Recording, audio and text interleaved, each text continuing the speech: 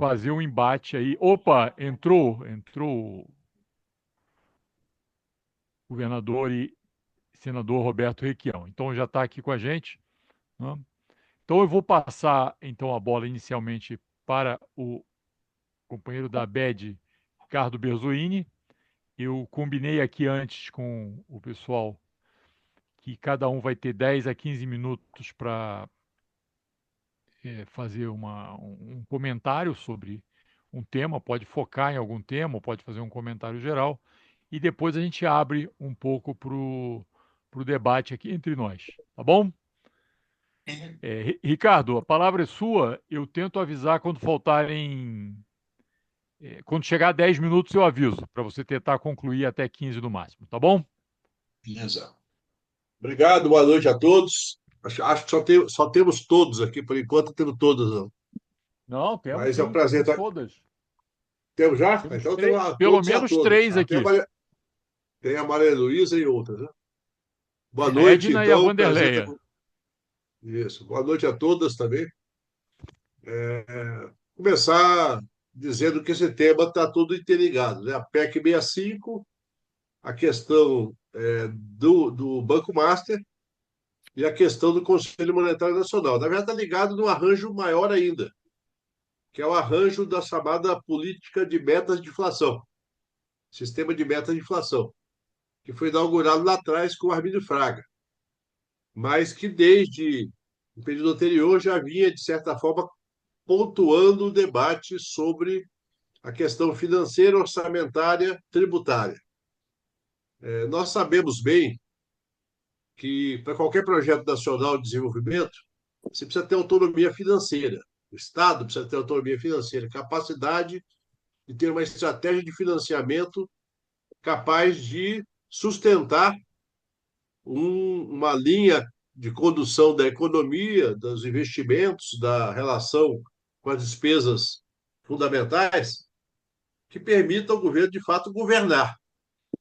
Hoje, eu vendo o presidente Lula, o ministro Haddad, a ministra Simone Tebet, eu fico até, às vezes, constrangido, até com um sentimento de solidariedade, porque, de fato, eles não têm a capacidade de governar efetivamente a área financeira. E, por alguma razão de avaliação política, optaram por não tratar do assunto. Se não tratam do assunto.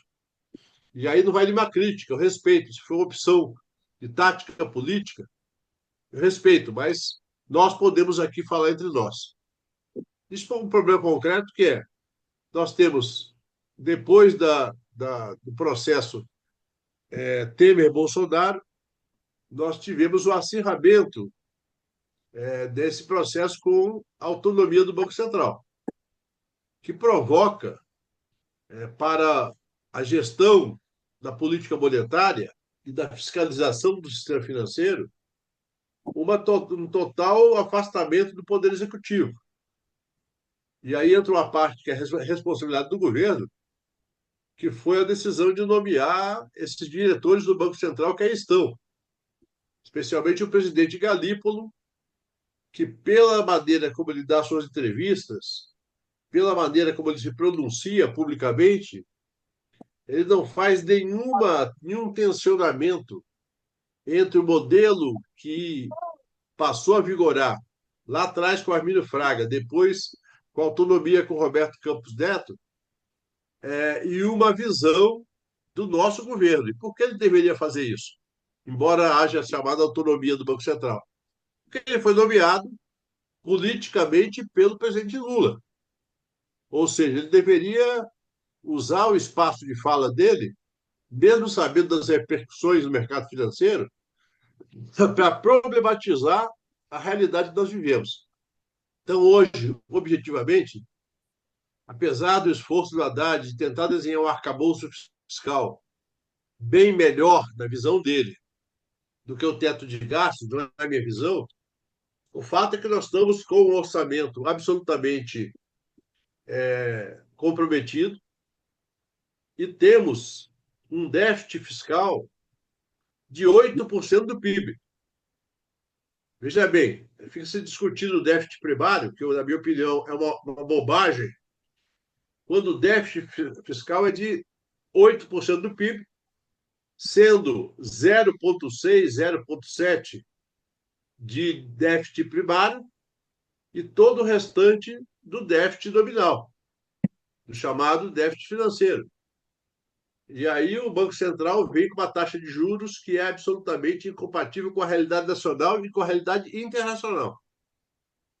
Não há razão nenhuma, em qualquer visão que se faça da questão da inflação, que boa parte é a inflação de preços administrados e de preços internacionais, para ter uma taxa de juros desse tamanho, que provoca, além dos impactos na economia real, provoca um aumento sem precedentes do endividamento público, já que o governo não consegue gerar receitas para, pelo menos, pagar os juros dessa dívida. Então, o governo está com orçamento limitado, uma pressão do mercado para fazer a revisão dos pisos constitucionais, para acabar com o aumento real do salário mínimo, para fazer uma nova reforma da Previdência, e o quadro todo que se desenha é esse. Como eu não quero me estender nessa análise, eu diria que os temas propostos são, na verdade, a consequência disso. Quando se fala da PEC 65, nós estamos falando da radicalização da autonomia do Banco Central. Significa praticamente transformar o Banco Central num poder à parte, não integrando mais o poder executivo, não só tendo autonomia, porque outros órgãos do Estado têm autonomia, ainda que parcial. Mas a PEC 65 leva a autonomia à radicalização. E, obviamente, coloca para nós esse risco de termos cada vez mais a dificuldade de poder rever aquilo que se colocava. Aí tem o tema do Conselho Monetário Nacional, que é importante porque é ele que define a meta de inflação. E o Galípolo e sua equipe, obviamente, se escudam, entre outras razões, para manter o juro de 15%, mesmo que eu não concorde, na meta de 3% de inflação. Uma meta absolutamente injustificável, que faz com que nós tenhamos uma base teórica para fixar uma taxa de juros que é um escândalo sob qualquer ponto de vista. Eu defendi lá em 2005, quando eu era ministro do Trabalho, cheguei a dar entrevista sobre isso, correndo o risco de de entrar em rota de colisão com o ministro Palocci, na época. Eu defendi que pelo menos o Ministério do Trabalho e o MDIC compusessem o Conselho Monetário Nacional. É bom lembrar que na origem da Lei 4.595, o Conselho Monetário Nacional, pensado lá pelos ministros do governo militar, era um conselho que tinha participação até dos trabalhadores. A CONTEC, que era a Confederação dos Bancários, na época não era tão pelega quanto ficou, a CONTEC era representante dos trabalhadores bancários do sistema financeiro, mas tinha indústria e comércio, agricultura, tinha vários setores representados. Quem reduziu para três apenas, e só governo, foi na época do Fernando Henrique, com o Pedro Malan, acho que no plano real. Foi feita a mudança legislativa, mudando a composição do Conselho Monetário Nacional. E aí chegamos à situação de termos, quando tinha o Campos Neto, poderíamos já ajustar a meta de inflação por 2 votos a 1, com Fazenda, Planejamento, deixando o voto do Banco Central para eventualmente se contrapor. Quando nós chegamos agora nessa situação que vivemos, com uma taxa de juros que consome boa parte do orçamento financeiro do país, nós temos o Conselho Monetário Nacional com 3 pessoas indicadas pelo Lula.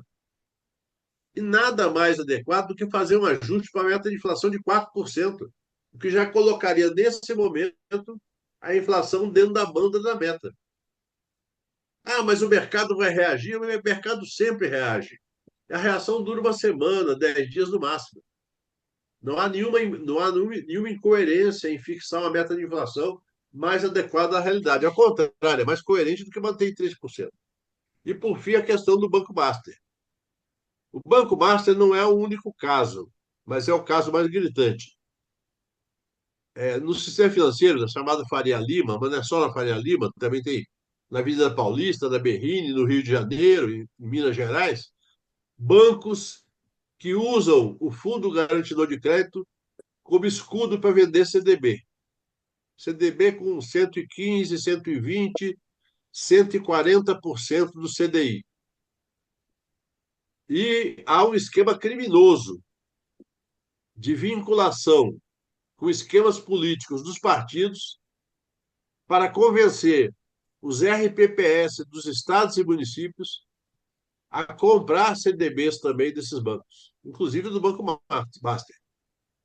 Eu sei de alguns RPPS que estão carregados de CDBs do Banco Master, que se tornou um problema gravíssimo para o governo, porque o governo deveria simplesmente intervir no Banco Master, avisar o BRB que não pode fazer essa transação e promover uma RAET, que é o regime de administração especial temporária do Banco Central no Banco Master. Por quê? Se provou que ele fez uma aventura, inclusive misturando com o negócio de precatório e outros negócios escudos, participação em empresas e fundos duvidosos, para pedalar o seu esquema financeiro.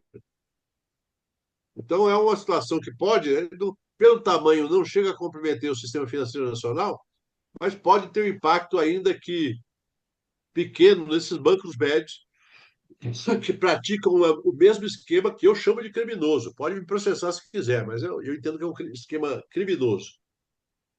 Por fim, um comentário breve sobre essa operação da Polícia Federal, que o pessoal falou que o PCC chegou a Faria Lima. Eu acho que o PCC tem grande parte da Faria Lima. Saiu até uma piada aí dizendo o seguinte: eu nunca imaginei que o PCC ia se meter com esse tipo de gente. Boa E noite, de muito fato. obrigado. Oi? Opa, Nunca imaginei que ele ia se meter com esse tipo de gente. Por quê? Porque, de fato, tirando uma parcela do pessoal da chamada Faria Lima, que é gente séria, que está lá dentro dos marcos do neoliberalismo, do sistema financeiro especulativo, está lá operando na legalidade. Mas depois que se inventou essa coisa chamada fintech, que na teoria não é ruim, mas que na verdade, pela regulamentação frouxa do Banco Central, permite uma série de esquemas perigosos e criminosos, nós temos, na verdade, hoje um sem número de entidades fingindo que são bancos, inclusive o Banco Central tardiamente percebeu que o cidadão comum não tem nenhuma obrigação de saber o que é banco e o que não é banco, vendendo serviços e vendendo investimentos para pessoas e servindo de fachada para o crime organizado também. Então, nós temos aí alguns temas importantes, mas o tema central é aquele pelo qual comecei. O Brasil precisa ter um projeto, e eu sei que o governo tem limitações para fazer isso, para que nós possamos retomar a soberania popular sobre o sistema financeiro, sobre a política monetária, sobre a meta de inflação, sobre a fiscalização do sistema financeiro, sobre a relação entre a dívida interna, dívida externa, taxa de juros, execução orçamentária, que quem já participou de governo aqui, muitos participaram, sabe que as limitações são brutais. E se o Brasil, da minha avaliação, o Brasil, apesar de muita gente ficar comemorando que nós somos a oitava economia do mundo, isso para mim é bobagem. Nós somos a 67ª renda per capita. Estamos entre as 10 piores distribuições de renda do mundo. Isso o ministro Haddad tem falado bastante, eu parabenizo ele por falar isso, porque é importante falar isso. O Brasil é um time da Série B correndo o risco de cair para a Série C. Se quiser sonhar ser um time da Série A, tem que ter uma estratégia de 10, 20 anos. Não vai ser em 1 ano, 2 anos que vai fazer isso. É preciso começar. Isso passa pela política, ou seja, ter uma estratégia de debate político com a sociedade sobre essa realidade financeira e, ao mesmo tempo, uma estratégia de médio e longo prazo de reformas financeiras capazes de transformar o nosso sistema financeiro em algo a favor do povo, a favor do Brasil e não contra o Brasil. Então, eu vou parando por aqui, dizendo que é sempre um desafio enorme fazer esse debate, porque na correlação de forças de hoje, ele é pouco viável, mas há que se fazer, há que se tentar ampliar e organizar esse debate, especialmente com a juventude, que muitas vezes mal sabe onde estão pisando em termos de futuro do país. Obrigado. Obrigado, Ricardo. Obrigado também por ficar dentro do limite de tempo. Você falou 14 minutos. Na hora que eu ia avisar de 10 minutos, você falou que ia concluir. Aí eu nem citei, tá bom? Eu queria aproveitar e registrar aqui no nosso debate a presença muito honrosa para nós da ABED, da professora Tânia Bacelar, que está aqui nos acompanhando hoje. Tá bom? Tânia, seja bem-vinda. Eu passo Uma então a honra, Tânia. palavra, passo a palavra para o economista Paulo Clias. Bom, boa noite a todos, a todas. Obrigado a galera da ABED, o Alex, o Ademar pela coordenação. Um prazer enorme estar com vocês essa noite para conversar sobre esses temas. Eu vou aproveitar, né, a excelente fala do Bezoini, que deu, né, um apanhado geral sobre os temas que foram propostos, e o que tinha sido sugerido é que eu me aprofundasse em pelo menos um dos temas, né, que eu tenho me dedicado um pouco a tratá-lo, que é a chamada PEC 65, né? Como o próprio nome diz, é uma proposta de emenda constitucional que, na verdade, quer dizer, a grande imprensa está tratando a peça como sendo a PEC da autonomia do Banco Central. E sempre que eu tenho oportunidade, eu estou tentando mostrar que não se trata de autonomia. O Banco Central já tem autonomia, ele já tinha autonomia, inclusive, desde da época da sua criação, né, ainda na época da ditadura, logo depois do golpe, em 1966.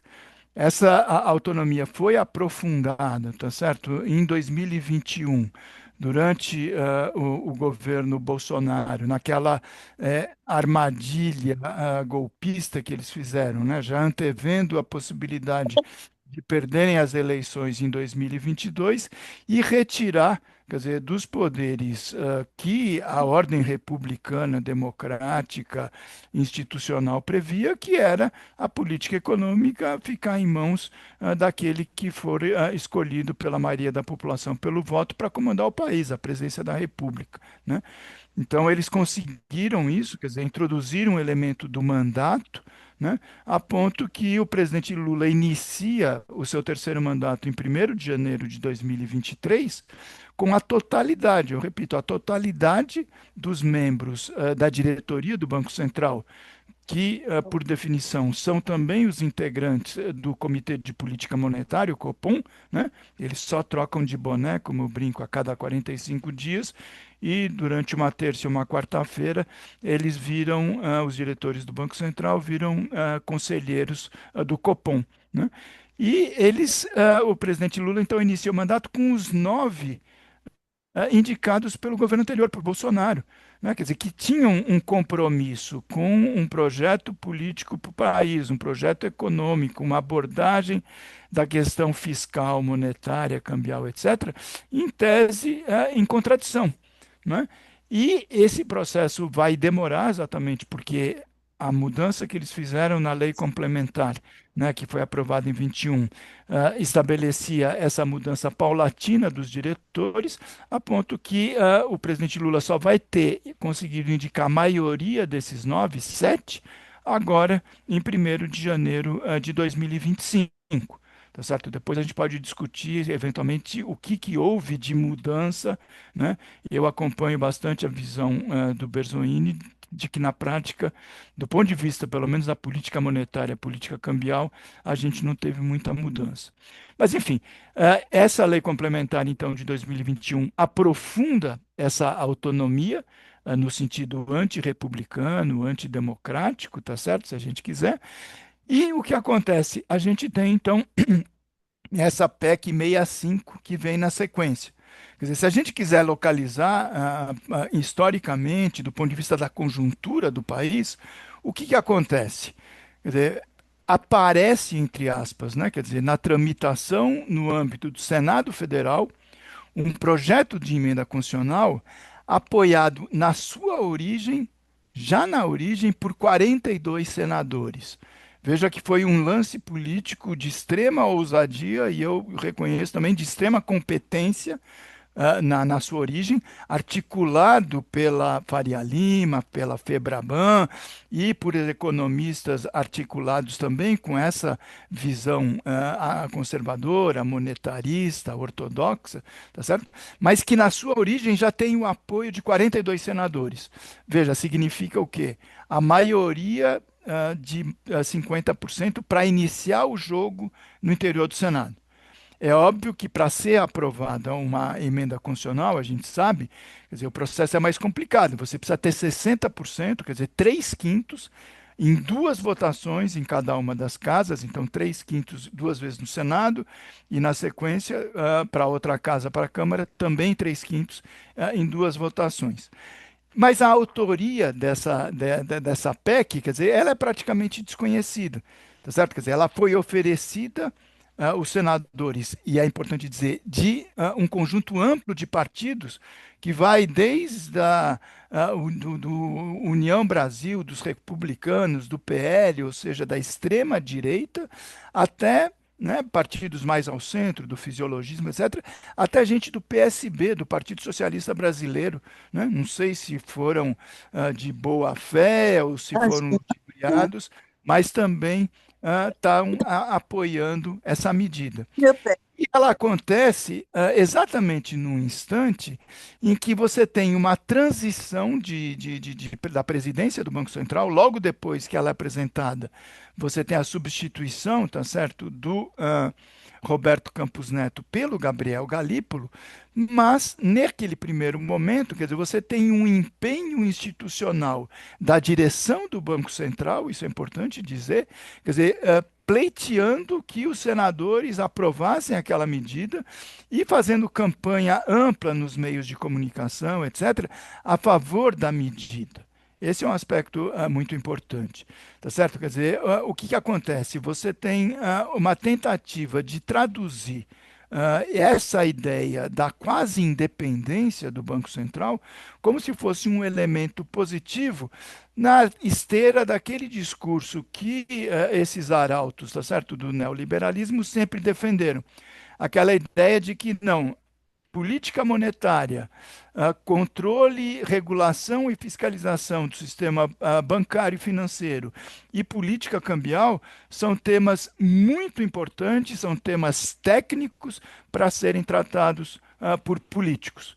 Por isso, eles pleiteiam, então, a independência, quer dizer, que seja tratado de uma forma paralela e praticamente inatingível, intocável pelo conjunto da sociedade. Tá certo? Porque quando a gente sabe que é exatamente o oposto que acontece, quer dizer, não existe neutralidade técnica na abordagem da questão da política econômica, seja a política monetária, seja a política cambial e principalmente no que se refere ao fato de que o Banco Central, além disso, ele é o órgão regulador e fiscalizador do sistema financeiro, do sistema bancário.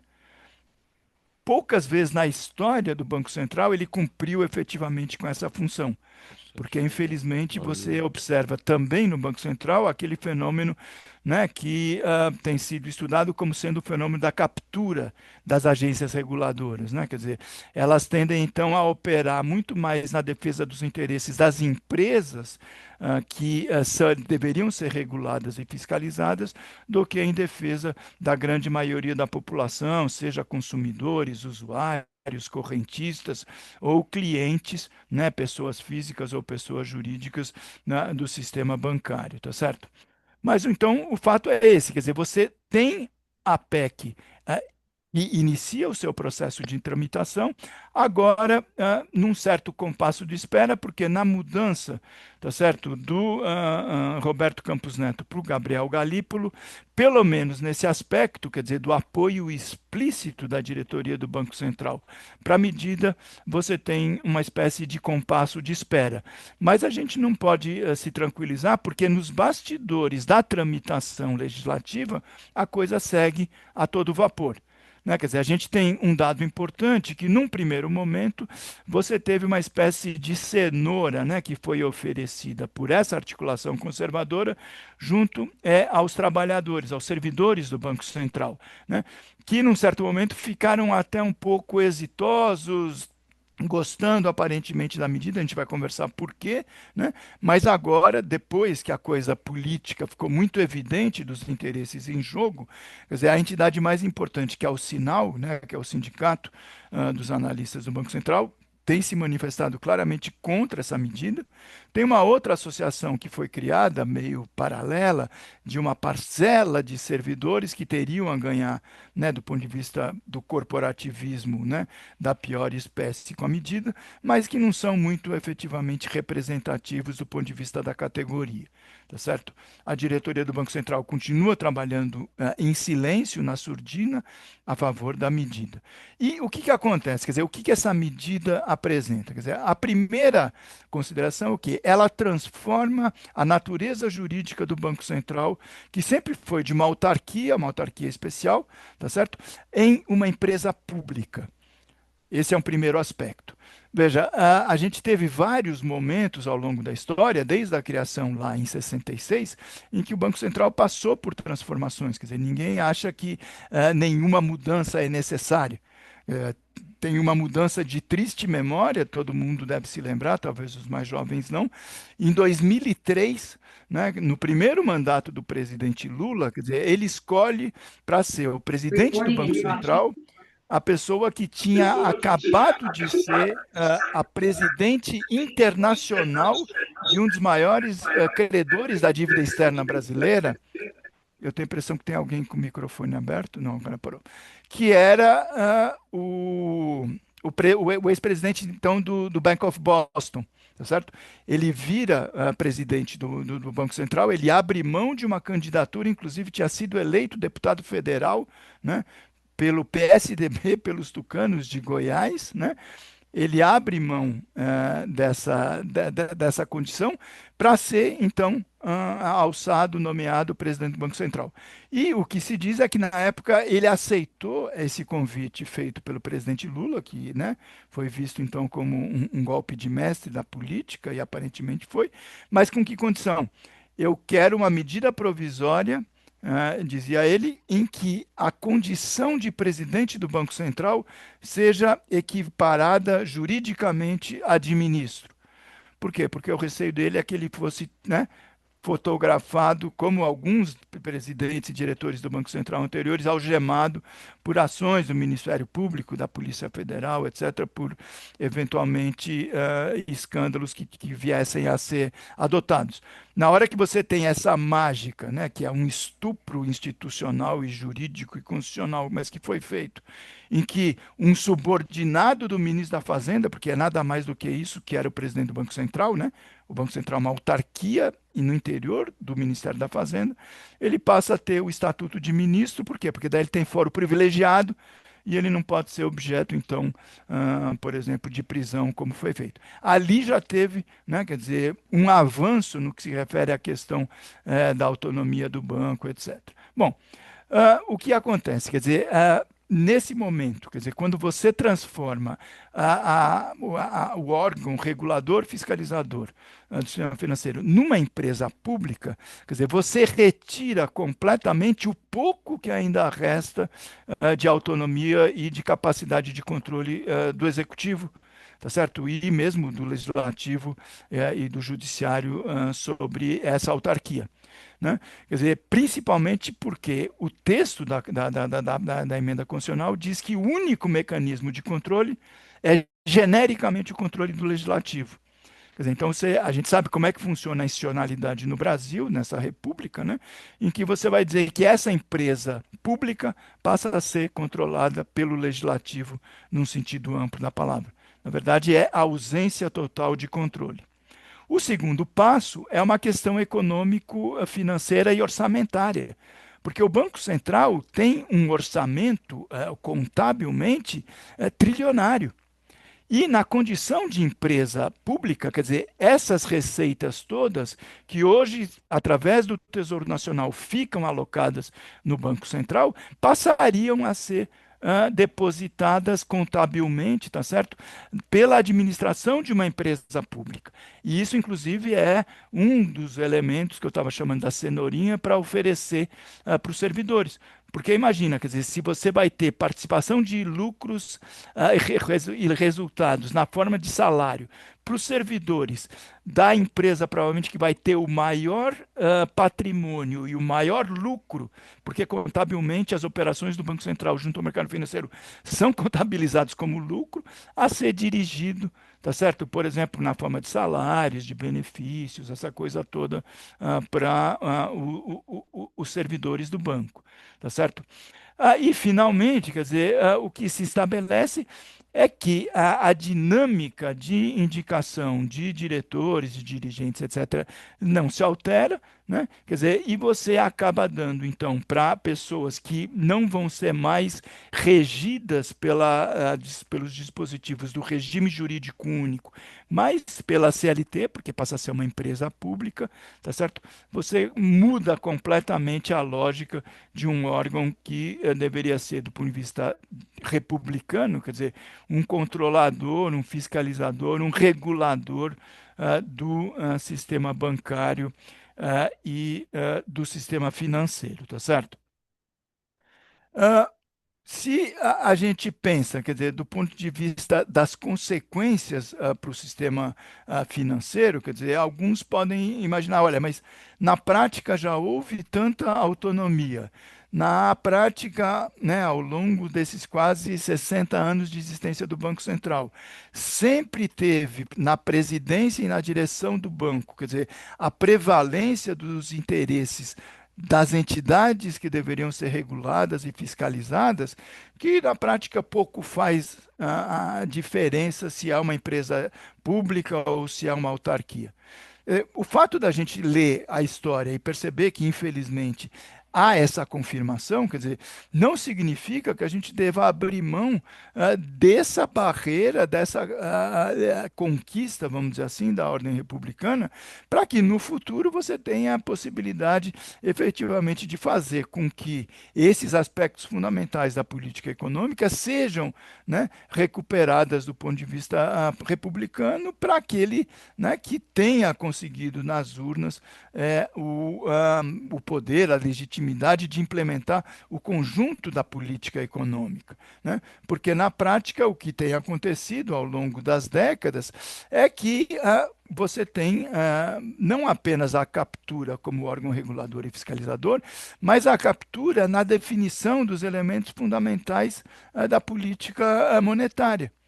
Veja que o Banco Central, o que ele faz a cada 45 dias quando ele se reúne sob o manto de Comitê de Política Monetária?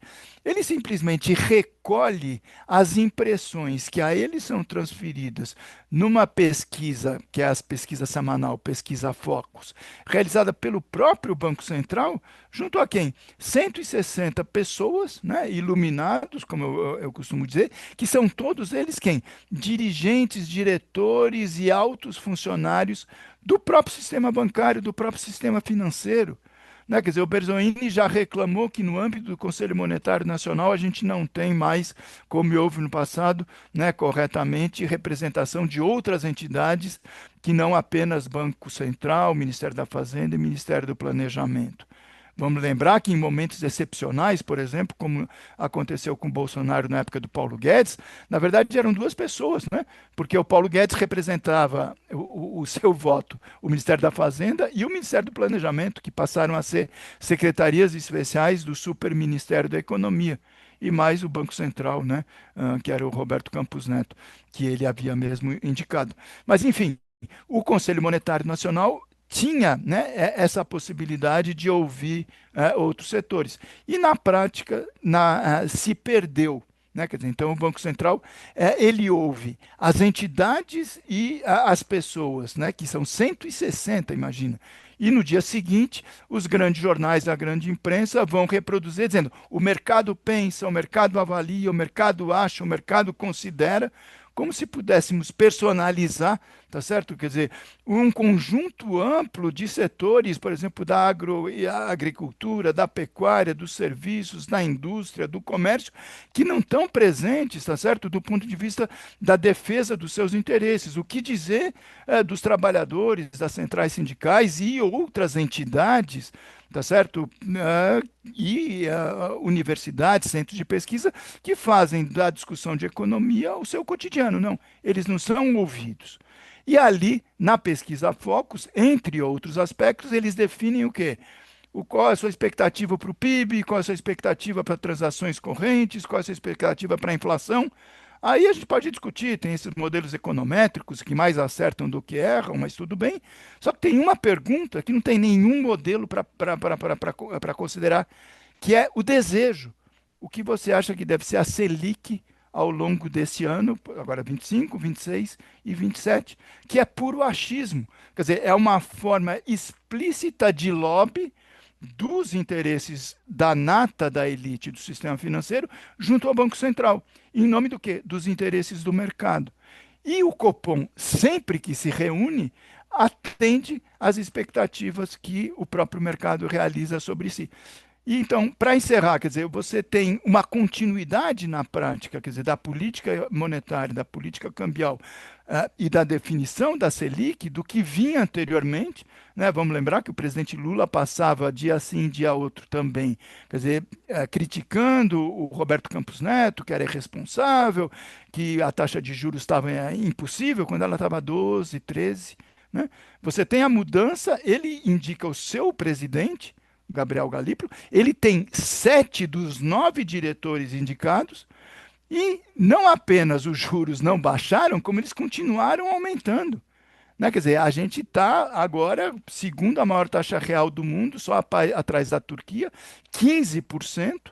Né? Quer dizer, num momento em que aparentemente a sociedade não se faz ouvir. Né? Quer dizer, assim como a sociedade brasileira, durante algumas décadas, entre aspas, acomodou com um processo de espécie de naturalização, desculpa, de altas taxas de inflação, a gente acabou também se naturalizando com uma convivência trágica, tá certo? Mortal, eu diria quase assassina, com esse nível de taxa de juros.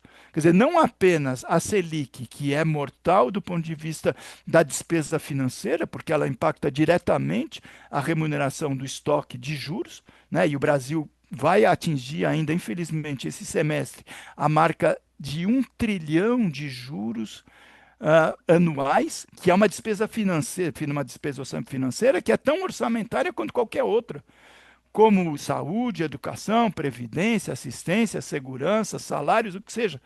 Só que a lógica da austeridade fiscal das últimas 4 décadas separou. E despesa financeira é diferente de despesa primária. Né? Quer dizer, a despesa VIP, como eu brinco, não. Essa aí não se mexe. Não tem teto, não tem limite, não tem contingenciamento, não tem nada. Gasta-se o quanto for necessário. E o equilíbrio fiscal é sempre pela lógica do adjetivo primário. E aí tem um grande esforço fiscal para reduzir bilhões, né, nessas áreas, né, essenciais do serviço público, enquanto, né, a gente se aproxima de 1 trilhão na despesa de juros, E o vilão da história é o aposentado, é o usuário do sistema de saúde, é o usuário do sistema de educação. Tá certo? Então, eu não sei, o Ademar ainda não me sinalizou, eu não sei como é que eu tô. A gente não está te ouvindo, desculpa, Ademar. É que você usou aquele velho recurso, estou concluindo, aí eu pensei que ia concluir, aí você falou mais 5 minutos, Não, mas não, você já falou desculpa, o seu então. teto. Tá bom, então eu vou efetivamente finalizar. Você me desculpa ter ultrapassado um pouco do tempo, Sem problema, mas foi então, muito como eu tinha interessante. dito, quer dizer, eu me concentrei mais nessa coisa da PEC 65, mas eu acho que é importante, quer dizer, que no debate a gente tenha claro que a gente tem um conjunto mais amplo de medidas, né, de política econômica, e eu finalizaria, quer dizer, simplesmente para chamar a atenção do aspecto da meta de inflação. Né? Quer dizer, o Berzoni tocou nesse assunto.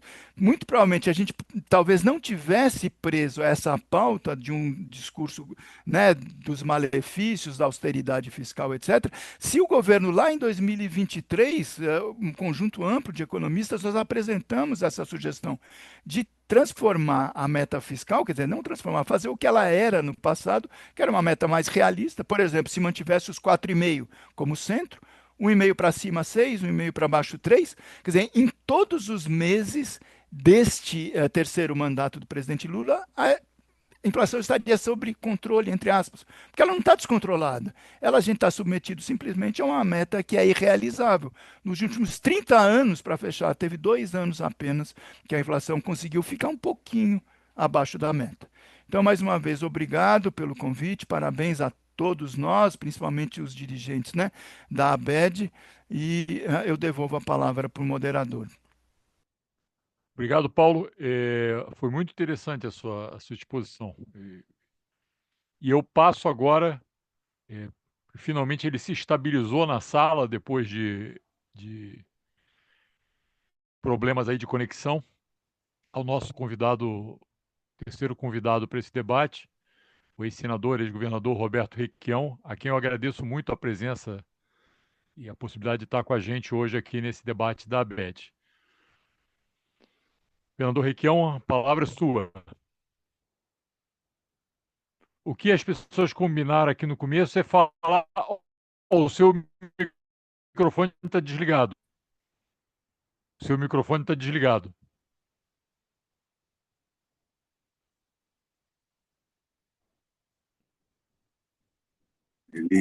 Ligado agora? Opa, isso, tá ligado, tá ligado. O que as pessoas combinaram é falar de 10 a 15 minutos e depois a gente tem uma parte de debate, ok? O importante não é falar 10 minutos ou 15 minutos ou mais. Dá uma impressão clara de como a gente vê o que está acontecendo. A entrevista participação do Paulo foi brilhante. Sumiu, sumiu a imagem aqui. Não, Alô? a gente está te vendo. Estão vendo? Nós É estamos te aqui que está vendo. desaparecendo. Tem o microfone aberto, que interfere aí, gente. Deve Não, ser. já fechou, já fechou. Mas a participação do Berzoni e do Paulo foram brilhantes. Mas eu acompanho isso, acompanhei como senador, como governador, que fui 3 vezes. Eu vejo isso tudo de uma forma um pouco diferente. É a tentativa da financiarização definitiva do Brasil. Primeiro queriam o parlamentarismo, que viabilizava o voto de desconfiança e derrubada do primeiro-ministro, no caso, ou do presidente da República. Daí derrubaram a Dilma com aquele crime que ela nunca cometeu. Eu critiquei muito a política econômica da Dilma, mas crime que justificasse a sua queda jamais existiu. E ela foi derrubada, como dizia o Renan, agora com o Supremo e com tudo. E isso se sustenta ao longo do tempo. Fazer uma exposição meio anárquica. Petróleo é nosso. Eu comecei a minha vida política, minha gente, na rua lutando pela Petrobras. Mas a Petrobras não é nossa mais.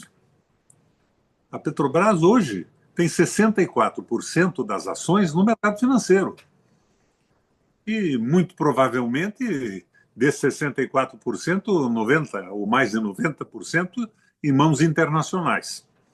Tanto que quem manda na Petrobras hoje, me desculpem a franqueza, é o representante dos minoritários, é o BlackRock, o famoso BlackRock. Então, a Petrobras foi privatizada pelo Fernando Henrique e pelo nosso companheiro Lula, com aquele baiano que foi presidente lá, o Graziano. Isso é muito claro.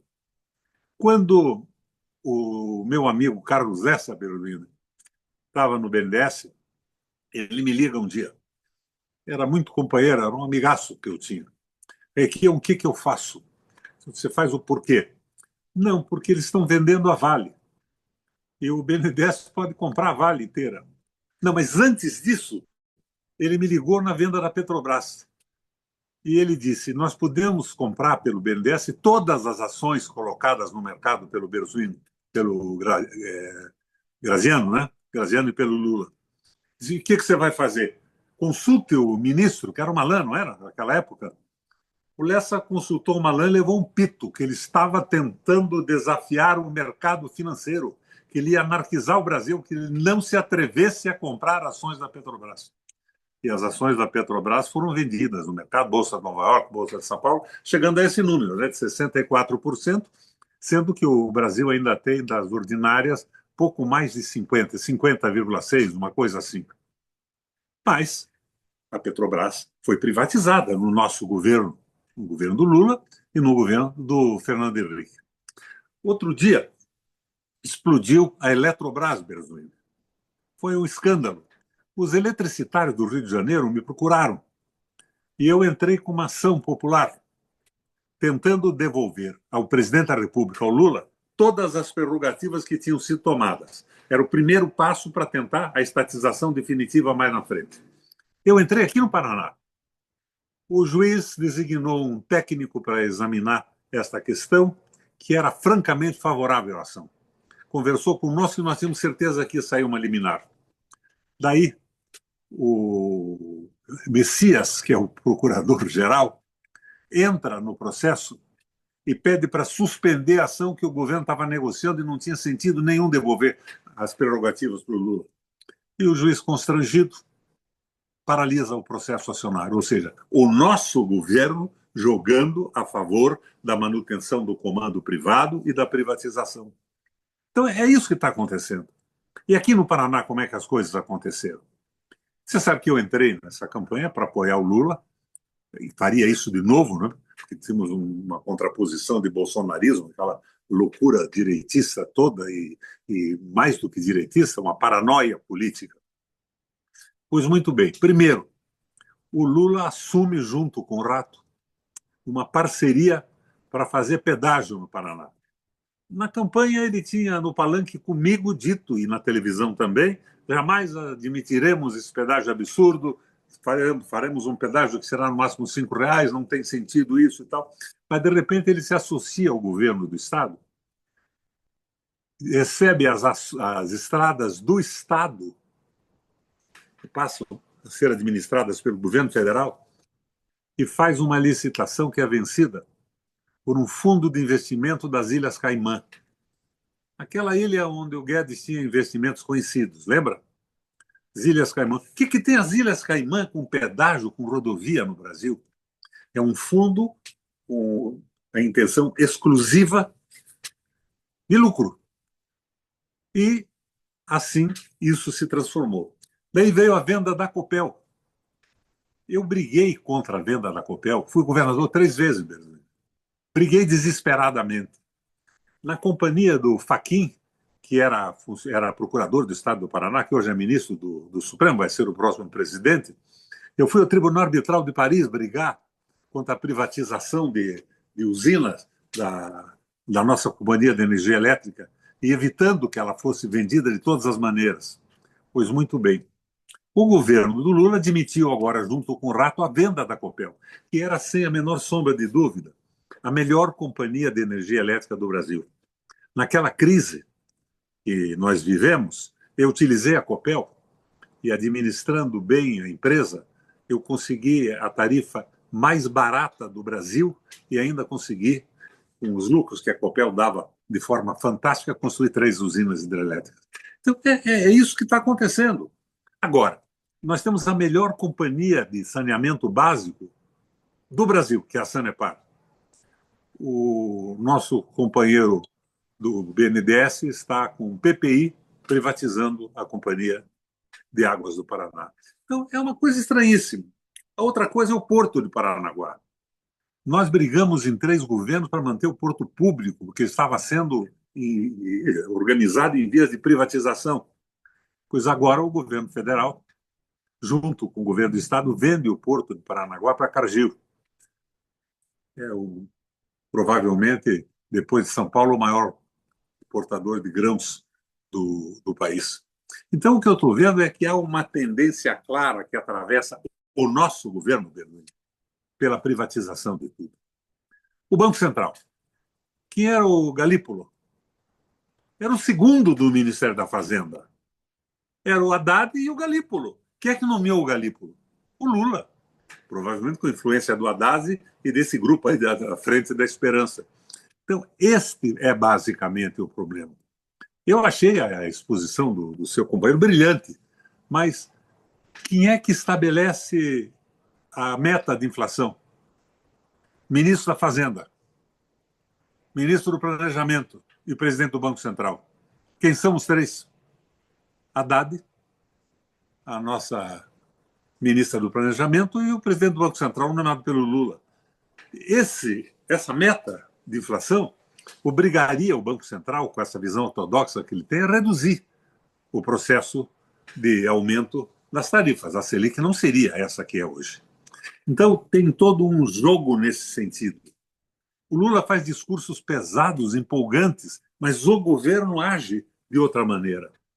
Eu estou vendo todo um caminho a favor do mercado, da privatização, dos fundos. Eu acho, Pedro, com toda a franqueza, que há, por parte do nosso governo, um horror aos Estados Unidos, porque o Lula foi preso por influência do governo americano. Aquele processo contra o Lula, aquilo tudo foi encaminhado através das influências dos órgãos norte-americanos. Mas o Haddad é liberal, Pedro. O Haddad é liberal. Eu conheço o Haddad, é meu amigo. Ele é incapaz de comprar um hambúrguer com dinheiro público, mas ele acredita no liberalismo econômico. E é esse o caminho que nós estamos trilhando. Esse é o erro básico desse processo todo. Então, eu vi a exposição do companheiro que me antecedeu, brilhante, com dados aqui, dados ali. Isso me parece, sabe o quê? E nós estamos, por exemplo, discutindo o golpe para aplicar uma pena ao cara que quebrou o relógio que estava no Palácio do Planalto. Aquele cara podia nem saber o que era relógio, nem nada. Era um maluco que recebeu um almoço, uma carona de ônibus para fazer uma manifestação. Mas não se vai em profundidade atingir os verdadeiros organizadores, os financiadores disso tudo. Se viu até agora, um financiador desse processo todo de golpe? Revelado, condenado, exposto? Eu não vejo. Eu vejo a Globo, por exemplo, bate às vezes no Lula, mas elogia o mercado a cada momento, elogia o Banco Central. Então, nós estamos vendo um governo que se viabilizou em cima de ideias realmente progressistas, as suas, de boa parte dos companheiros do PT, mas que está dominado pelo extrato de direita que compôs a tal Frente da Esperança. Eu fico pasmo com esse processo, com os ministros, o Berzoni. O ministro que comanda a energia, meu Deus do céu, é inacreditável isso tudo. É inacreditável. Então, o Lula tem um discurso porreta, empolgante. Eu estou entusiasmado com o discurso do Lula na ONU.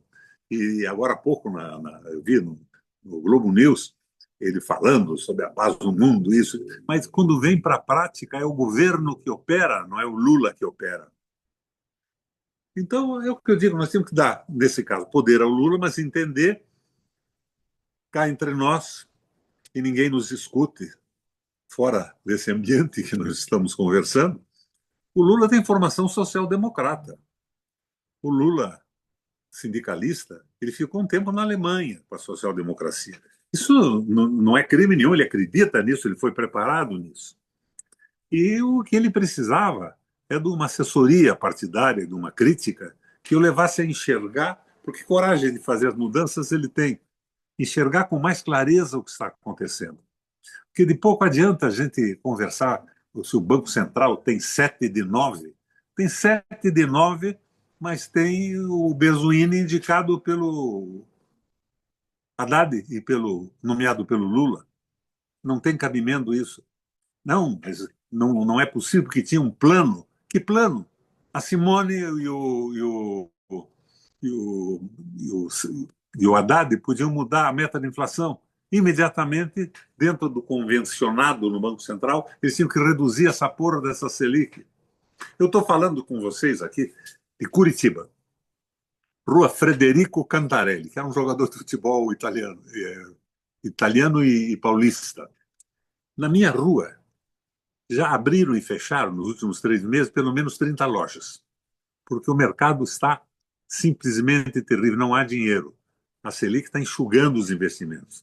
É claro que se você tem qualquer dinheiro significativo, você aplica em letra do Tesouro ou num fundo de investimento garantido pela taxa Selic, que é o que todo mundo faz. Então, nós não podemos ficar mergulhando nos pequenos problemas. É o que eu digo, é o pessoal discutindo quem quebrou o relógio, é o pessoal discutindo a moça que pintou a Estátua da Liberdade na frente do tribunal. Não é por aí. Há um movimento que está há muito tempo funcionando, desde a venda das ações da Petrobras, da venda da Vale do Rio Doce, e pôs o Serra na rua. O Serra não conseguiu comprar as ações da Petrobras. O Malan passou um pito nele.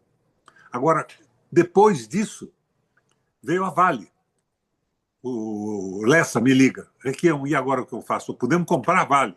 Sabe o que ele fez? Ele não consultou ninguém, comprou a Vale. Pouca gente sabe que a Vale só foi privatizada de verdade agora no governo do Bolsonaro, que o BNDES vendeu as ações. A Vale do Rio Doce tinha sido nacionalizada com a interferência do BNDES. Então, esse que é o problema, para mim, fundamental.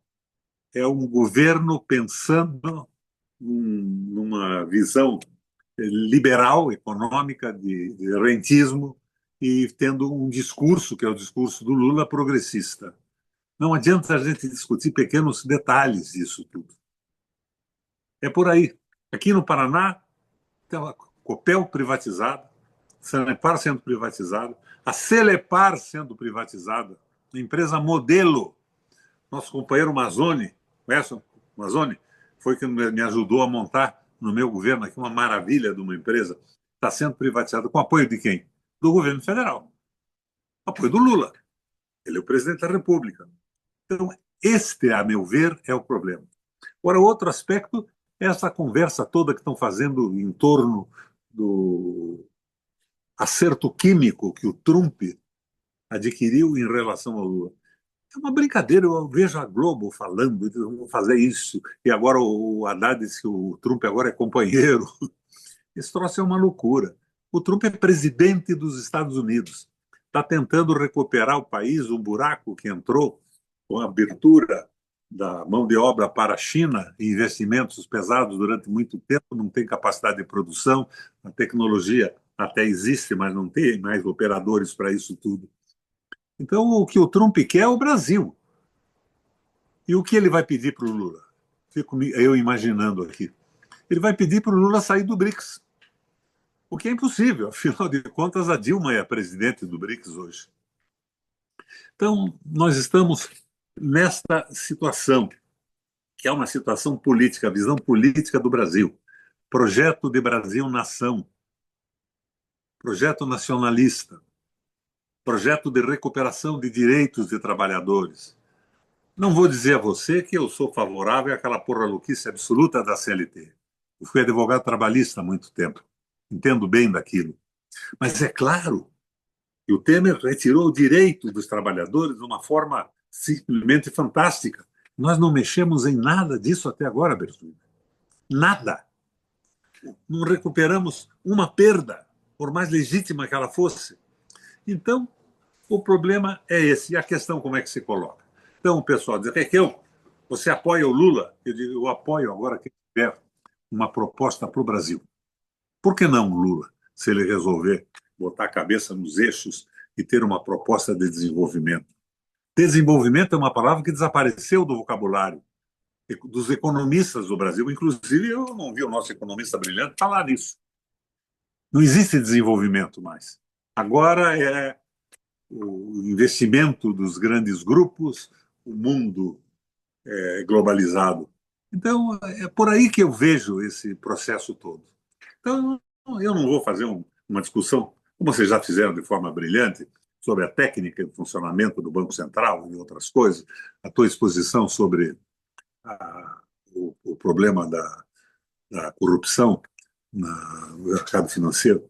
Aqui no Paraná, depois dessa última mexida que deram no PCC, 50% dos postos de gasolina do Estado vendiam a gasolina adulterada, via Porto de Paranaguá, que agora foi privatizado e dado pela Cargill. A Cargill é a maior empresa de transporte de grãos do mundo, mas ela não é uma empresa aberta. Ela é de duas famílias, é uma empresa de capital fechado. E nós entregamos isso. E eu briguei em 3 governos para reverter esse processo. Eu saí do governo do Paraná, Berzoini, com 83% de apoio. Mas daí entrou essa crise de Lula e Bolsonaro, eu entrei no PT para apoiar o Lula. Sim, a menor dúvida, faria a mesma coisa outra vez, nas mesmas circunstâncias. Mas hoje eu quero um projeto de governo. Não estou mais nessa de Lula, Bolsonaro, isso e aquilo. Agora, não excluo ninguém. Eu entrei no PDT, está mais aberto para discutir, e acordei em discutir um programa nacional, um projeto nacional para a gente apoiar um candidato a presidente da República que siga alguns passos sem os quais nós não podemos ter um país soberano, nem nacionalista e muito menos popular. Então, estamos neste jogo desta forma. Mas quando eu vejo a festa que estão fazendo agora, com o encontro químico do Lula com o Trump, vão cá entre nós, na puta que pariu. É insuportável isso tudo. É uma farsa total. O Trump é presidente dos Estados Unidos. Ele está tentando recuperar o seu país de uma forma meio deslocada, doida, mas ele tenta recuperar a capacidade produtiva dos Estados Unidos que perdeu ao longo do tempo.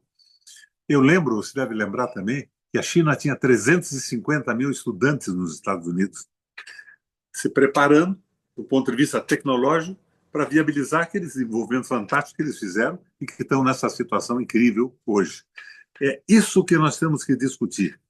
O resto é discutir se vamos condenar quem pintou a estátua da frente do Supremo Tribunal ou quem quebrou um relógio, sem nos perguntarmos se eles sabiam o que estavam fazendo, se eles tinham condição de entender o que significava simbolicamente aquilo, e podia não significar rigorosamente nada. Mas, de repente, a moça está com 17 anos de cadeia, o rapaz com não sei quanto, mas não se aprofunda mais o verdadeiro financiamento dessa tentativa de golpe, que era a tentativa de criar um levante popular para viabilizar a intervenção do Exército Brasileiro e esses caras tomarem conta do Brasil, o que seria uma tragédia inominável. Era isso que eu podia dizer desse estágio do nosso debate e das nossas intervenções. Precisamos de um projeto nacional. Soberania, nacionalismo e valorização do trabalho.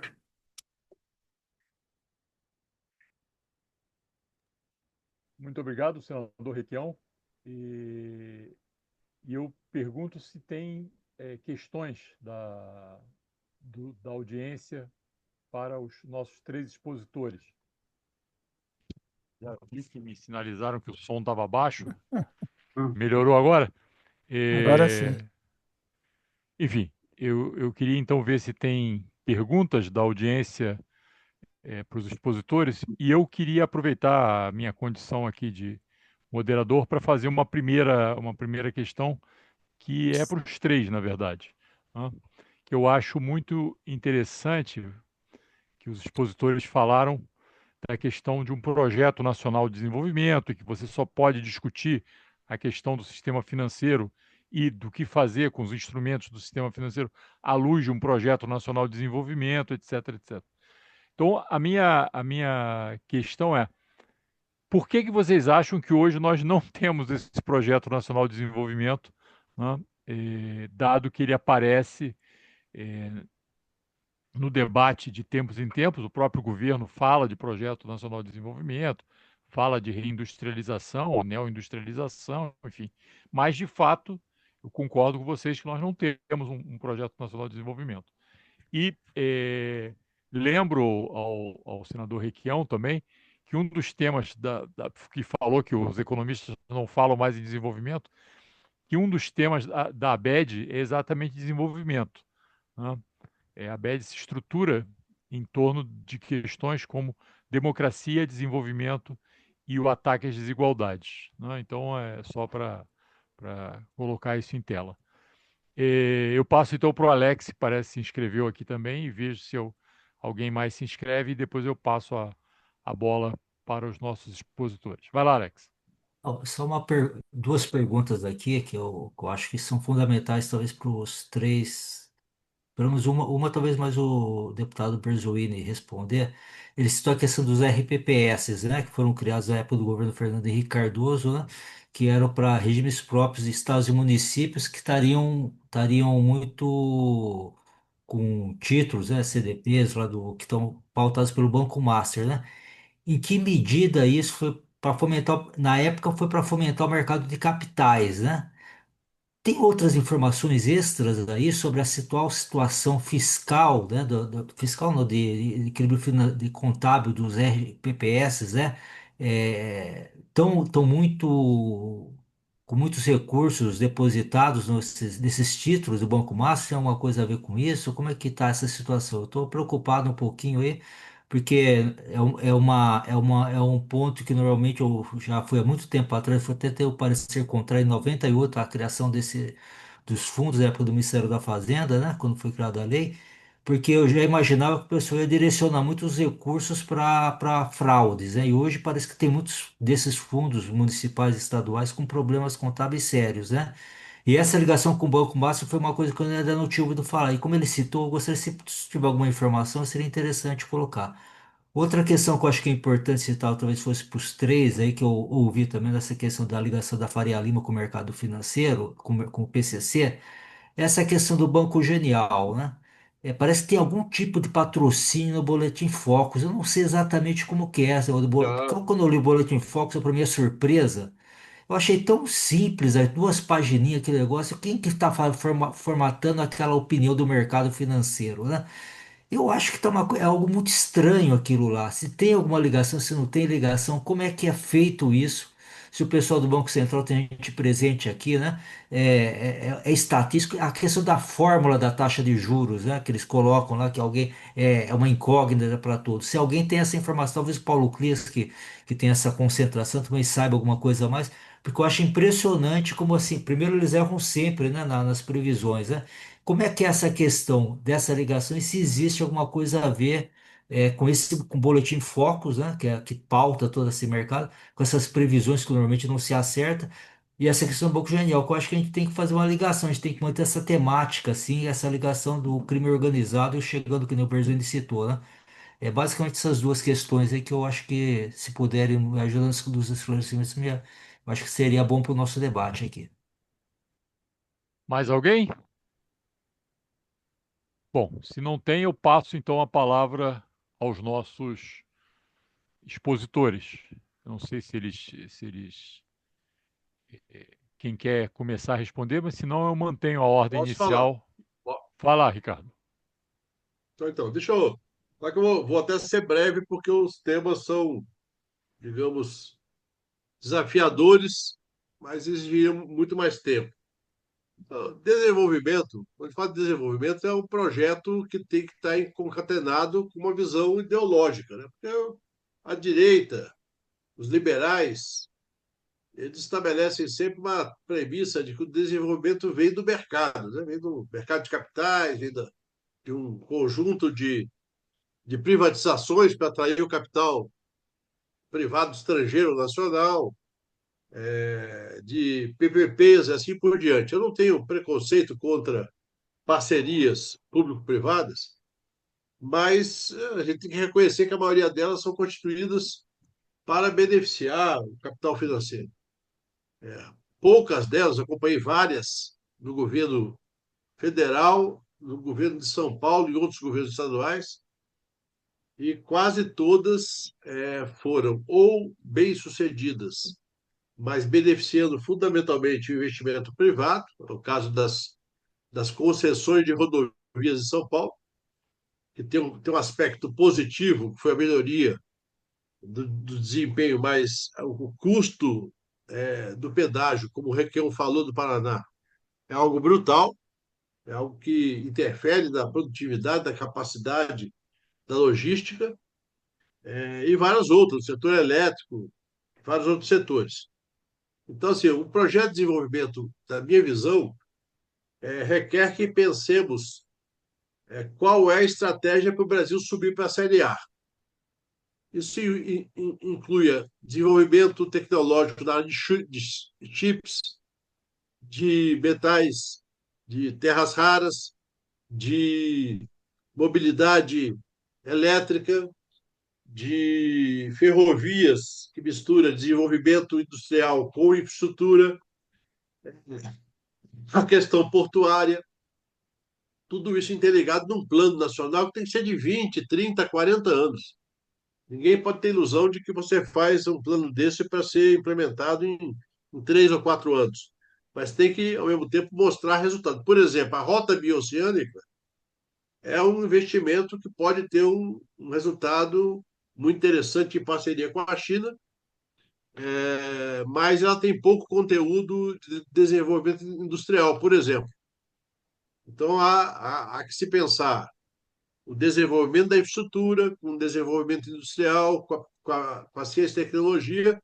E eu recomendo, muitos aqui já devem ter lido, as entrevistas do Deng Xiaoping, lá no começo do processo de reforma e abertura da China, quando ele coloca claramente a conexão entre o investimento estrangeiro, que foi grande na China, o investimento do Estado chinês e o controle do processo, o desenvolvimento de ciência e tecnologia. Requião falou dos estudantes chineses que foram não só aos Estados Unidos, a Alemanha, a França, a Holanda, a Suécia, para aprender como se faz e depois voltar para a China para aplicar na China. Eu tive na China 2 vezes, em 2007 e 2023. Uma experiência muito fantástica, porque ficou claro para mim, entre o que eu ouvi deles em 2007, que já estava em curso, já há 27 anos o processo, e o que eu vi em 2023, já com a consolidação de toda essa transformação planejada e executada com rigor do Partido Comunista Chinês. Então, assim, esse é um projeto que, se é para discutir desenvolvimento, na minha opinião, precisaria haver uma coalizão social, com lideranças, inclusive do empresariado, que entendessem esse processo como parte de um processo que vai representar a mudança de patamar do Estado brasileiro e da sociedade, da economia do Brasil. O Brasil teria que ter muito dinheiro para investir. E com esse sistema orçamentário, financeiro, tributário que nós temos hoje, não há dinheiro para investir. O Estado não tem capacidade, ele tem capacidade até de mobilizar alguns investimentos. Mas do ponto de vista orçamentário, ele está de mãos amarradas. E vai continuar assim, porque o sistema de meta de inflação aparentemente é uma vaca sagrada, ou seja, não tem quem enfrente essa questão. Então, respondendo às questões que o Alex colocou, primeiro do RPPS. No Brasil tem 2.400 RPPS. Tem mais de 3.000 municípios que não têm regimes próprios, que que inscrevem seus funcionários no regime geral, do INSS. Portanto, esses não têm problema nenhum. Dos 2.400, cerca de 600 têm uma gestão muito boa, estão superavitados, inclusive. A maioria desses 600 tem um superávit de 20% a 30% de seus compromissos previdenciários atuariais. Tem mais algo em torno de 800 fundos que estão ali entre o déficit e o equilíbrio, um déficit pequeno, e tem mais de 1.000 com problemas graves de gestão de corrupção e de mau planejamento dos compromissos atuariais. São muito diferentes em tamanho, porque tem RPPS de São Paulo e tem RPPS de prefeitura de 5.000 habitantes. Mas não é o tamanho que faz a diferença de ser bem gerido ou mal gerido. O problema de corrupção, Alex, é que, obviamente, como esses fundos têm recursos para investimento, há um exército de representantes desses bancos, de fundos de investimento, que viajam o Brasil oferecendo mundos e fundos, ou para os dirigentes dos fundos, ou para o prefeito. E eu brinco, esse mundos e fundos é com cashback. Cashback eleitoral ou cashback para enriquecer alguém que participa desse conluio. Não é um problema gravíssimo hoje, mas merece atenção e pode se tornar mais grave, principalmente porque vai amadurecendo o número de servidores que vão chegando à idade de aposentar. E com a expectativa de vida crescendo, obviamente pode faltar recurso para honrar os compromissos previdenciários. Sobre o Banco Genial, na verdade tem uma confusão. O Banco Genial patrocina o Instituto de Pesquisa Quest para fazer pesquisas periódicas de ambiente político do país. Eu conheço o dono da Quest, o Felipe Nunes, é um cara muito criterioso, muito decente, que faz pesquisa de qualidade. Ele diz o seguinte: olha, o cara quer patrocinar, eu faço. Se o Banco do Brasil me contratar, eu também faço. Se o Bradesco contratar, eu faço. Se a prefeitura de, de Juiz de Fora, que é a minha terra, nasci em Juiz de Fora, me contratar, que é do PT hoje, a Margarida Salomão, me contratar, eu também faço. Eu não tenho problema de cumprir contrato. Minha única premissa é que eu não aceito encomenda para pesquisa dar resultado. O Banco Genial, então, faz esse patrocínio. Sobre a pesquisa Focus, na verdade, é uma pesquisa do Banco Central, que o Banco Central faz semanalmente e divulga para todo o país. Se você se inscrever na página do Banco Central, você recebe por e-mail. É a pesquisa com os dados coletados desses cento e tantos economistas que respondem a pesquisa toda semana, dando ou a sua opinião técnica ou a sua vontade, seu desejo. Certo? Mas o problema, na minha opinião, hoje não é a pesquisa Focus. O problema maior é a meta de inflação. Essa é que está errada e o governo está insistindo no erro. Por fim, falar um pouquinho rapidamente sobre esse debate que o Requião colocou. Acho que esse debate é o centro da pauta. Só que é o centro da pauta que tem um aspecto essencialmente político. Quando o ex-governador Requião fala que apoiou, eu acompanhei na época, Requião, que você fez um gesto muito importante, apesar de todos os problemas com o PT no passado, você fez um gesto muito importante de se filiar ao PT. Eu, na época, fiquei muito feliz com isso e a tua atitude não me surpreendeu, porque eu sei que você tem compromisso com o Brasil, e não compromisso com o partido A, B ou C. O compromisso é uma visão de Brasil que é muito parecida com a minha. E eu tenho certeza que você até repetiria o apoio ao Lula, mas eu sinto, assim como eu sinto hoje, e vou apoiar o Lula, evidentemente, na reeleição, que nós precisamos, no PT, dos partidos do nosso campo, do PDT, do PCdoB, do PSB, do PSOL, fazer um debate do que a gente quer para além da próxima eleição. Porque a próxima eleição é daqui a pouco. Teremos pouco tempo para digamos, para desenhar um compromisso mais sólido do que o bom discurso do Lula na ONU, o simbolismo do Lula, nosso líder operário, retirante, que foi preso, tá, tudo isso a gente sabe que vai fazer.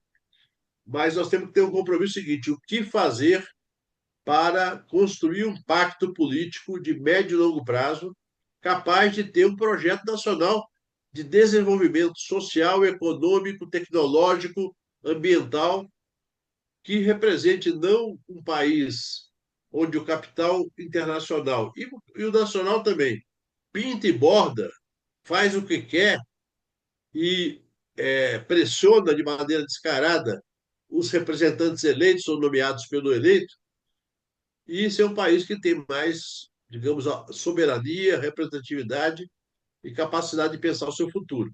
Eu não acho que o país que está baseado no agro, embora o agro tenha a sua importância também, um país baseado no agro, no minério e no petróleo tem um futuro brilhante. Se não tivermos a capacidade de usar essas divisas que vêm do agro, do minério e do petróleo para financiar um projeto nacional de desenvolvimento. Usar o Banco do Brasil, a Caixa, o BNDES, não para financiar a privatização, mas para financiar um Estado que tenha essa capacidade de ver o futuro. Obrigado. Muito obrigado, Ricardo. E passo então para o Paulo. Bom, então, Mineiro, você, por favor, me confirme aí quando eu estiver chegando no limite, porque eu acho que os temas que foram trazidos agora, né, para essa segunda etapa também são fundamentais. Eu sei que a gente está com um tempo um pouco curto, né? Todo mundo tem compromissos, mas enfim.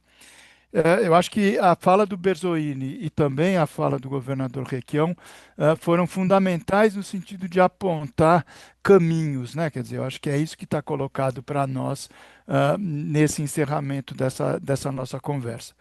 Primeiro, essa questão do desenvolvimento, né, que o governador Requião traz, que eu acho que é fundamental você também.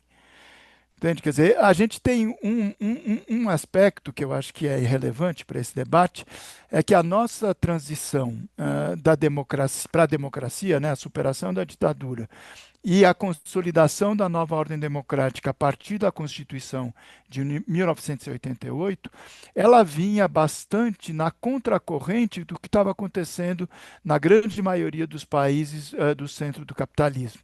Né? Quer dizer, era o auge do neoliberalismo, do incentivo à privatização, da liberalização completa, da privatização, da redução do Estado à sua dimensão mínima, né? E a Constituição Brasileira de 88 estabelece alguns marcos, alguns limites e reafirma, de alguma maneira, um projeto ainda que não consolidado, firmado, mas aquilo que a gente poderia chamar de um estado de bem-estar social. Né? Quer dizer, a gente tem os limites mínimos para despesas com saúde, com educação, a gente tem a previdência, a gente tem um sistema único de saúde, a gente tem já o Constituinte já percebendo o problema de financiamento das políticas públicas e do desenvolvimento, dizendo, olha, o orçamento são dois. Você tem o orçamento fiscal, mas a gente tem o orçamento da Seguridade Social. Né, pegando então previdência, assistência e saúde. Isso virou letra morta, está tudo junto, misturado e pouco se revela. Mas tem um aspecto que está na Constituição, no artigo 174, que é fundamental, mas que virou palavrão, né, aos olhos, né, do financismo, da grande imprensa, etc., que é a ideia do desenvolvimento. A Constituição diz, olha, a União e também estados e municípios devem organizar planos de desenvolvimento econômico e social. E a gente tinha na nossa história, só que com a memória distorcida da ditadura, o PND, principalmente o segundo Plano Nacional de Desenvolvimento, que dava diretrizes daquilo que se pretendia ser o futuro de um país, o futuro da nação. Mas, às vezes, desde 88 até hoje, a gente vai comemorar quase 40 anos da promulgação da Constituinte, você não teve nenhum Plano Nacional de Desenvolvimento a que tivesse sido encarregado pela União. Isso é fundamental. né? Quer dizer, você deixar de pensar o governo, né, na lógica do curto prazo, dos 4 anos, o que seja, para pensar o país, né, um projeto de fôlego, de médio e de longo prazo.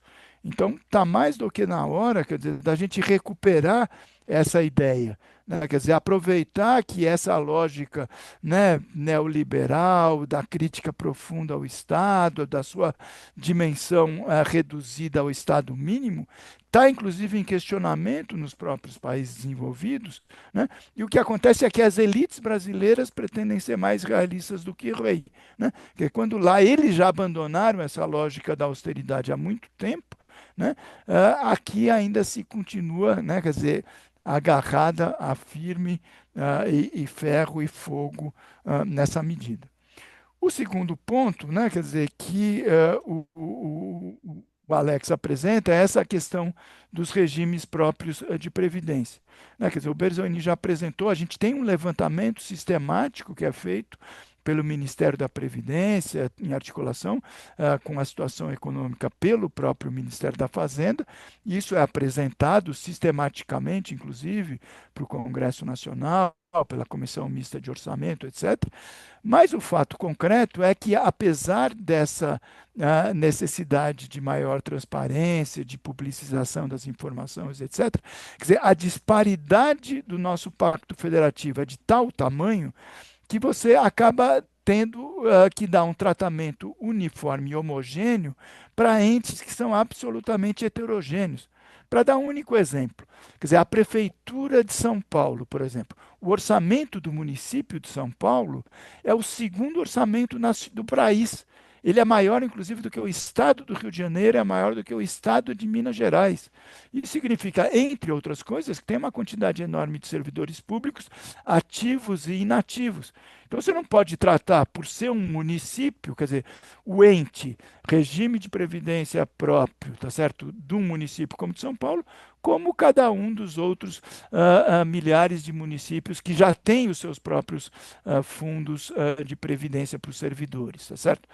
Tem um elemento estrutural, que eu acho que permeia todos eles, dos entes, das unidades federativas dos 26 estados e do Distrito Federal e dos municípios, que é um problema que acompanha o conjunto dos setores previdenciários, que é relativo ao quê? O processo de envelhecimento e de alteração de ingresso, tá certo, no mercado de trabalho, combinado com um fator que é prejudicial ainda no âmbito do setor público, que é da redução do número de servidores que ingressam a cada novo exercício na administração pública. Então você cria um desbalanceamento, tá certo, na lógica atuarial desses fundos, e o que precisa ser dito, quer dizer que você precisa ter contribuição no limite do Tesouro Nacional, tá certo?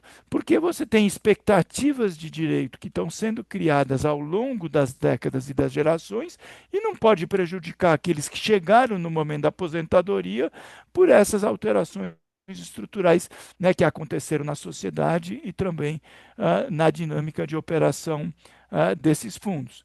Tem um elemento fundamental que o Berzoni apresenta que perpassa, né, um conjunto amplo de setores, de entidades, que é a questão da ganância. Né? Quer dizer, você tem recursos vultosos para serem aplicados, né? E você tem, né, quer dizer, a lógica de abutre, tá certo, dos setores e das entidades, das empresas do setor financeiro, que querem, obviamente, atrair esses recursos para usos que nem sempre são interessantes do ponto de vista da lógica financeira, da lógica atuarial, quando não são explicitamente fundos duvidosos do ponto de vista da sua rentabilidade e que, enfim, a gente precisa colocar luz, colocar oxigênio nesse debate, exatamente para evitar que os conluios nas lógicas dos municípios, por exemplo, entre o Poder Executivo, os representantes nas esferas de decisão desses fundos próprios de previdência, acabe comprometendo, além dos elementos estruturais, tá certo? O funcionamento e a sobrevivência desses ao longo do tempo. Isso é uma tarefa que cabe à União, né? No limite, cabe ao Tesouro Nacional, porque a lógica do Pacto Federativo é uma lógica de solidariedade, né? Quer dizer, e a capacidade financeira atuarial dos municípios, quer dizer, veio sendo bastante agredida, vamos dizer, ao longo desses quase 40 anos de vigência da Constituição, e a gente não pode ter setores da sociedade, setores do funcionalismo prejudicados, tá certo? Em função de, seja uma má gestão dos fundos de participação previdenciária que pertencem a eles, né? Seja pela lógica mais estrutural, vamos dizer assim, que afeta o conjunto dos regimes previdenciários do país. Quer dizer, eu só queria encerrar, quer dizer, chamando a atenção para a necessidade que o próprio governador Requião apresentou, quer dizer, da gente estabelecer os limites e as bases de um novo projeto de desenvolvimento nacional, que é disso efetivamente que se trata, né? Quer dizer, a gente permanecer na lógica de operar a política econômica com essa visão curto-prazista, né? Quer dizer, o ajuste fiscal desse mês, o ajuste monetário desse ano, né? A busca de superávit no trimestre que vem, a gente não vai resolver problema nenhum do Brasil e das futuras gerações. Esse é que é o ponto, quer dizer, a gente tem que pensar num horizonte mais à frente, né? Quer dizer, a gente vai provavelmente todo mundo trabalhar pela reeleição do Lula em 26, etc. Mas eu estou pensando em 30. Né? Quer dizer, quando o Lula já tiver aposentado para a política, quando outras lideranças, por exemplo, Zé Dirceu provavelmente vai se lançar candidato a deputado federal, é importante, mas o que vai ser do Partido dos Trabalhadores e da esquerda brasileira a partir de 2030? Né? Quer dizer, essa nova geração que veio crescendo e que está ocupando cargos importantes no Ministério, está ocupando cargos importantes nos governos estaduais, infelizmente está contaminada, desculpa, por essa lógica, que é uma lógica neoliberal, que é uma lógica de mercado e que se afasta completamente não só das necessidades do país, mas de toda a tradição da esquerda brasileira. É disso que se coloca. Quer dizer, então é fundamental que esse tipo de debate que a gente está colocando e essas questões que a gente coloca, que infelizmente podem incomodar algumas pessoas, mas se a gente não incomodar, o que vai acontecer é que as novas gerações vão continuar aprofundando esses mecanismos da lógica de mercado e as necessidades, tá certo, de um desenvolvimento econômico, social, etc., de longo prazo, continuem sendo eternamente adiados. Então, mais uma vez, obrigado e parabéns pelo debate que a gente está conseguindo fazer. Obrigado, Paulo. E passo a palavra para finalizar aqui para a gente ao senador Requião. O Berzoini fez uma análise da Quest. Ele faz pesquisa para todo mundo. A Berzoini se deixou de analisar uma questão. Ele faz pesquisa para quem pedir que ele faça. Então, ele faz pesquisa para examinar determinadas situações e determinados nomes. Ele simplesmente pode excluir o nome de Berzoini, o do Requião. Eu não apareço em pesquisa nenhuma mais no Paraná. Os candidatos que têm condição eleitoral são excluídos dos questionários, porque os questionários são feitos sob encomenda. Então, as empresas são seríssimas, mas o questionário quem estabelece é quem paga.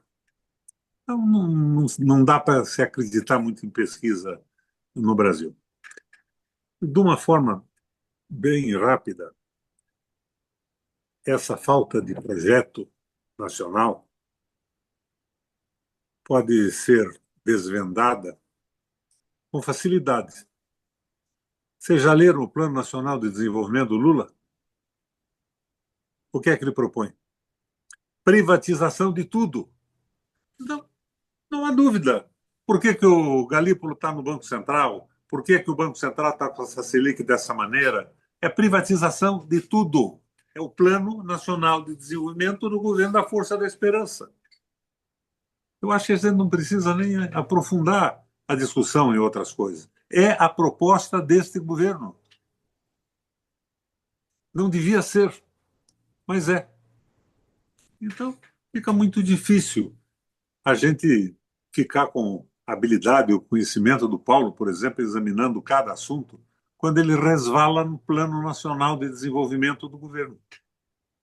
Não vai haver mudança de espécie alguma. Não vai haver mudança. A proposta que está comandada pelo Ministério da Fazenda é liberalismo econômico, é rentismo, são os fundos do mundo inteiro. Por exemplo, esse aliado do nosso Lula aqui no Paraná, o Rato, o governador, agora fez um acordo com o BlackRock. O Paraná dá preferência absoluta para investimentos do BlackRock. Facilidades incríveis. Dá para entender que se pode fazer alguma coisa diferente do que a entrega de empresas públicas rentáveis? Questão do PPI. Ninguém pode ser contra o PPI. Se você tem, por exemplo, um país sul-africano, uma reserva fantástica de petróleo, sem condição técnica de desenvolvimento, sem capital para iniciar uma usina, uma extração em uma escala razoável, é claro que o PPI é o caminho. Coloca-se um imposto pesado na extração e o PPI dá início a uma atividade que o país não teria condição de fazer por si próprio. Era um start no processo. Mas o PPI aqui está sendo entreguista por inteiro. Agora, quem é o autor do PPI, companheiros? Vocês lembram quem é? Quem apresentou o PPI na Câmara foi o Paulo Bernardo. Ele era deputado federal. Mas quem é que redigiu o PPI? Vocês lembram? O Haddad. O Haddad redigiu o PPI e o Haddad está agora viabilizando esse PPI para garantir investimentos que resolvam o problema do déficit primário.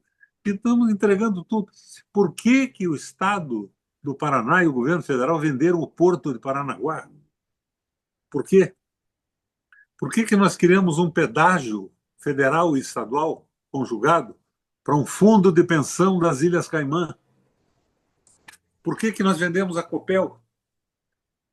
A venda da Copel já transformou as tarifas de forma rigorosamente absurda. Para vocês terem ideia, eu fui governador 3 vezes, mas eu moro nessa casa da qual eu estou falando com vocês. Comprei do BNH há 46 anos atrás. Eu pago R$ 1.100 de luz por mês. Quem é que mora aqui? Eu e a minha mulher. Como é que se entende uma coisa dessa? Como é que é possível isso? Então, a questão é essa. Se queremos mudar alguma coisa com base nessa estrutura que nos levou ao poder no Brasil, com a participação, creio que de todos nós, nós temos que mudar a essência desse governo. Não é com esse plano nacional de desenvolvimento privatista que nós vamos levar a ideia do desenvolvimento econômico para o país e formatar uma possibilidade de crescimento industrial e tudo mais. É isso que eu penso dessa questão. Muito obrigado, senador Requião. Obrigado de novo ao Paulo Clias, ao Ricardo Berzoini. Obrigado a todos que nos acompanharam até aqui.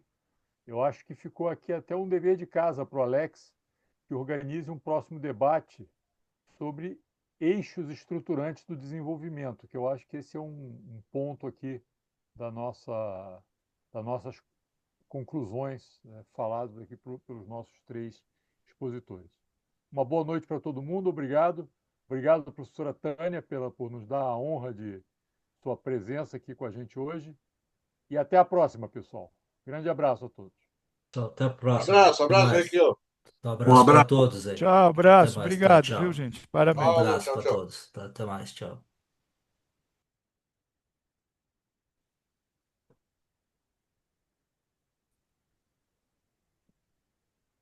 Até mais, até mais. Tá gravado aí, até mais. Valeu, Um abraço para todos aí. um abraço.